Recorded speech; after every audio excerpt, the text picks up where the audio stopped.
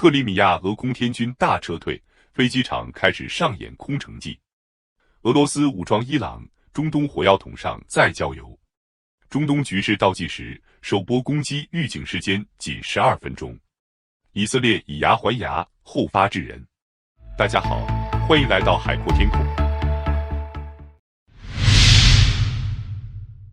克里米亚这片黑海沿岸的战略要地，自2014年被俄罗斯吞并后，一直是俄军在黑海地区的军事重镇。然而，俄乌战争爆发后，克里米亚的战略地位受到了严重挑战，俄军的军事部署也发生了显著变化。乌克兰媒体观察者8月3日的报道称，根据最新情报，俄罗斯在克里米亚的5个军用机场中，居然有2个没有任何飞机停留，而整个克里米亚的俄军飞机数量相比2年前减少了2/3。卫星监测图片上也显示，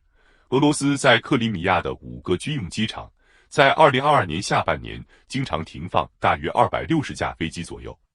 但到了2024年8月3日，只剩下不到90架飞机，其中有2个机场没有任何飞机。这是自2023年4季度黑海舰队撤离克里米亚，返回俄罗斯本土港口之后，俄军在乌克兰的最新变化。这一消息也得到了乌克兰方面的证实。乌克兰海军发言人德米特罗·普莱滕丘克在电视讲话中表示，根据最新情报，俄罗斯空天军在占领的克里米亚的军用机场飞机数量大幅减少。虽然普莱滕丘克在电视讲话中没有具体说明目前留在被占领的克里米亚的飞机类型或位置信息，但已经说明克里米亚的俄空天军正在经历一场悄无声息的大撤退。观察者在报道中分析称，俄军在被占领的克里米亚拥有的5个空军基地分别是： 1. 萨基空军基地位于新费多里夫卡镇附近，拥有苏霍伊苏24战术轰炸机和苏 30SM 战斗机。 2. 贝尔贝克空军基地位于西南海岸的塞瓦斯托波尔附近，拥有苏霍伊苏27和苏霍伊苏30战斗机。 3. 卡察空军基地位于塞瓦斯托波尔附近，主要拥有俄罗斯海军的空中固定翼和旋翼资产。 4. 赫瓦尔迪斯克空军基地位于克里米亚中部，拥有苏霍伊苏 24M 战术轰炸机和苏25对地攻击机。 5. 战科伊机场位于克里米亚北部，拥有卡莫夫卡52、Mi-8、Mi-28和Mi-35直升机。军事专家称，克里米亚俄军飞机急剧减少，可能有以下几个原因： 1. 被乌克兰摧毁部分军机。根据乌克兰武装部队总参谋部的数据，截至2024年8月3日，俄罗斯的战斗损失包括363架飞机和326架直升机。最近一次对克里米亚的俄罗斯机场的袭击发生在7月26日夜间，乌克兰国防军用8枚 ATACMS 导弹袭击了新费多利夫卡的萨基军用机场，据报道摧毁了2架俄罗斯战斗机和1个 NIBO 雷达系统。2. 对克里米亚机场和防空系统的频繁袭击。自2023年起，乌克兰军队利用无人机和导弹频繁攻击克里米亚机场、弹药库和防空雷达系统。在这些袭击中，俄罗斯军队的防空系统和飞机遭受了重大损失。这些对航空基础设施的袭击与针对被占领半岛上的俄罗斯海军资产的导弹和海军无人机袭击同时发生，迫使大多数俄罗斯军舰从塞瓦斯托波尔转移到俄罗斯东部黑海沿岸的新罗西斯克。3. 为失去克里米亚做准备。乌克兰一直表态要收回克里米亚，将乌克兰国境线恢复到2014年前。而俄罗斯对克里米亚的保护依靠黑海舰队防空导弹系统和战机轰炸机。目前，黑海舰队已被赶跑，克里米亚的俄防空系统大多被乌军击毁。俄罗斯人心里明白，克里米亚难以长久维持，与其被乌克兰收回后这些军机成为战利品，不如及早撤走，保存军事力量。4. 后勤挑战。克里米亚的后勤供给原本主要依靠刻赤大桥的铁路桥和黑海舰队的水上运输，然而刻赤大桥多次遭遇袭击，黑海舰队的渡船也被乌克兰摧毁。失去运输线路、燃料、武器、维修耗材的补给，成为俄军从克里米亚撤离大部分空军资产的因素之一。普莱滕丘克表示，由于燃料和供应方面的后勤挑战，俄罗斯占领者被迫将部分飞机转移到俄罗斯本土。分析人士称，克里米亚的战略地位对于俄乌双方都至关重要。对俄罗斯而言，克里米亚是其在黑海地区的战略支点，也是其向地中海投射力量的重要基地。对乌克兰而言，克里米亚是其不可分割的领土，收复克里米亚是乌克兰的最终目标之一。俄军在克里米亚的军事部署变化，预示着这场战争的天平正在发生微妙的变化。乌克兰军队持续对克里米亚的军事目标进行打击，不断削弱俄罗斯的军事存在。而俄罗斯在克里米亚的军事部署调整，则反映出其在乌克兰战场上面临的困境和压力。克里米亚这片曾经见证了俄罗斯帝国荣耀的土地，如今再次成为了地缘政治的角力场。未来克里米亚的命运将何去何从？俄乌战争将走向何方？让我们拭目以待。近日，随着伊朗威胁对以色列进行报复，拜登政府加大了对以色列的支持力度。在48名共和党联邦参议员敦促拜登政府解除对以色列的武器禁运后，美国不仅向该地区部署了大量军舰、战斗机和防御系统，还解除了对以色列供应 Mk83精确制导炸弹的限制。这种1000磅的炸弹曾被拜登政府扣押数月。此外，美国还计划增加美军在以色列的军火储备，以便在必要时能够快速向以色列转移军火，从而省去从美国本土转运的时间。在此背景下，俄罗斯安全秘书、前国防部长谢尔盖·绍伊古应伊朗最高国家安全委员会秘书阿里·阿克巴尔·艾哈迈迪安的邀请，抵达伊朗首都德黑兰进行工作访问。他将与伊朗新总统马苏德·佩泽什基安会面。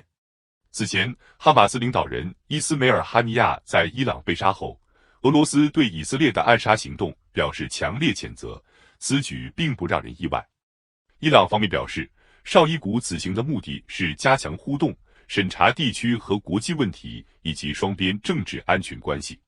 新总统佩泽什基安称俄罗斯为有价值的战略盟友。绍伊古作为安全秘书的角色，相当于美国的国家安全顾问，但其权力取决于普京总统的意愿，这与美国国家安全顾问的明确职责分工有所不同。据网上消息称，哈尼亚被杀后，俄罗斯军机频繁前往伊朗，预计是给伊朗运输一些防空系统。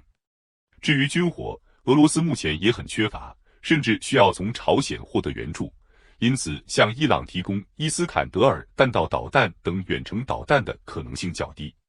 以色列已经同意将长钉导弹转移给乌克兰，但长钉导弹属于防御性武器，与伊斯坎德尔弹道导弹的进攻性截然不同。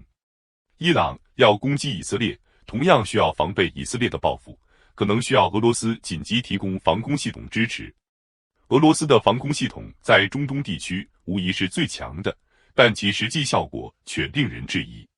俄罗斯最先进的 S-400和 S-500防空系统在面对老式的 ATACMS 导弹时表现不佳，若其向伊朗提供 S-400，只能是象征性的壮胆，实际用处有限。乌克兰获得的西方武器援助多属于以色列30年前的武器配置，而以色列的导弹比 ATACMS 先进许多。乌克兰视为宝贝的爱国者防空系统，在以色列看来还不如本国的大卫投石索。如果将伊朗、俄罗斯、乌克兰和以色列进行对比，伊朗的防空系统属于低配的俄罗斯，而以色列在进攻武器上的配置则是高配的乌克兰。当俄罗斯都挡不住低配的以色列时，低配的俄罗斯又怎能挡住高配的乌克兰呢？绍伊古的此次访问无疑是在复杂的国际局势下，为伊朗提供支持，展示俄罗斯与伊朗的密切关系。然而，这次访问究竟能在多大程度上改变局势，还有待观察。近日，五角大楼的披萨指数 Peace Meter 急剧上升，显示出美国政府及国防部正大规模加班，预示着重大事件即将发生。据悉，美国情报显示，伊朗可能在本周对以色列发动报复性攻击。美军中央司令部司令库里拉已紧急抵达中东，情况紧张。纽约州议员本盖勒在社交平台 X 上发布消息称，华盛顿特区五角大楼附近的披萨店订单暴增，而酒吧生意锐减。这种现象通常表明政府工作人员忙于应对突发事件，无暇外出就餐。冷战时期，人们通过这种反常现象，往往能预见到重大事件即将发生，因此衍生出了披萨指数一词。库里拉司令的此次访问虽然早已安排，但在当前以色列、伊朗及黎巴嫩真主党之间紧张局势骤然升级的背景下，其目的显然包括帮助以色列应对可能的伊朗报复。据美国新闻网站 Axios 报道，3位美国及以色列官员透露，情报显示，伊朗最快可能在8月5日对以色列发起攻击。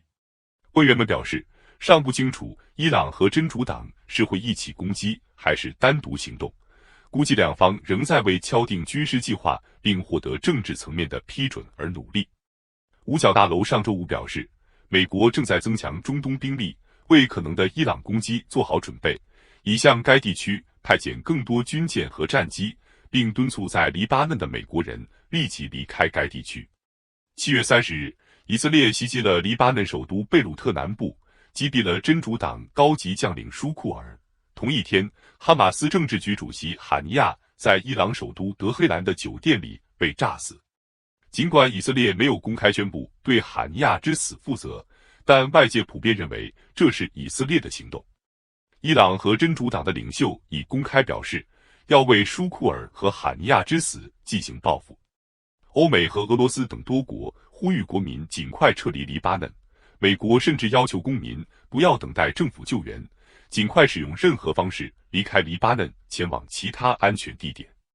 以色列情报显示，伊朗的首波攻击可能是弹道导弹，预警时间仅有12分钟。真主党则可能配合行动，用火箭和无人机从黎巴嫩发起攻击，黎巴嫩可能成为战争的重点。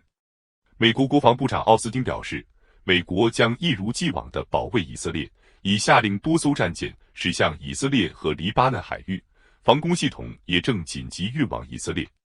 伊朗威胁称，如果美国帮助以色列防御，伊朗将轰炸美国在中东的军事基地。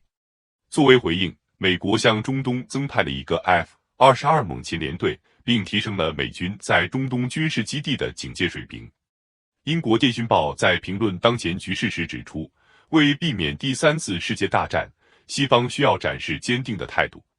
历史经验表明，绥靖政策往往导致更大冲突，这也是西方在支持乌克兰和以色列方面坚决立场的原因。